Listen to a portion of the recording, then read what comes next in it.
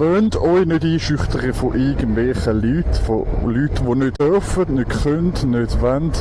Töfffahrer irgendwie gegen Töfffahrer sind. Ich bin vorhin nur gefahren und dann 2 ältere Leute ganz normal gefahren. Außerdem ist mein TÜV nicht laut. Und dann haben mir die einfach den Kopfvogel gezeigt. Ich weiss, viele von euch sind jung, viele von euch lassen sich beeinflussen. Tönt einfach weiterfahren. Und lasst euch nicht beeinflussen.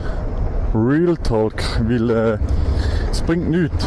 Es bringt nichts, irgendwie zurückgehen, oh, warum hast du mir den Vogel gezeigt, irgendetwas. Natürlich, wenn ihr jetzt Rambos sind, könnt ihr das machen, da habe ich nichts gesagt.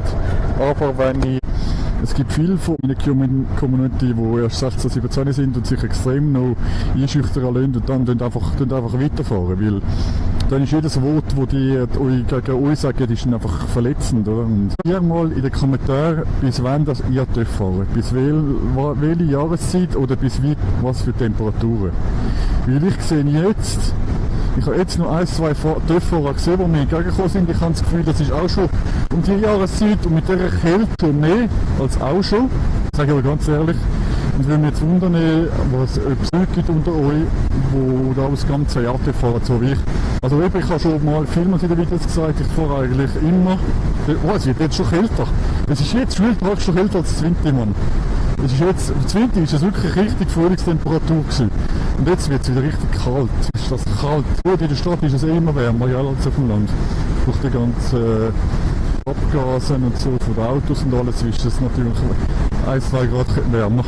Nein, wenn wir wundern, schreibt mir gerne einen Kommentar, wer von euch noch fährt in die Jahreszeit kommen oder ob ihr Ganzjahresfahrer sind, ob ihr nur irgendwann abgeben. Das würde mich wirklich noch wundern. Jetzt ist es richtig kalt geworden. Ich bin vorne auf Winter reingefahren, um etwas zu machen. Und ich gemerkt, dass es richtig warm geworden ist, das Winter. Und es ist auch mega sonnig. Und jetzt fahre ich wieder von Winter raus, über Land. Und mega kalt. Mega kalt und mega neblig. Also es ist Real Talk, ich würde sagen mindestens 5 Grad kälter. Real Talk, mindestens 5 Grad kälter.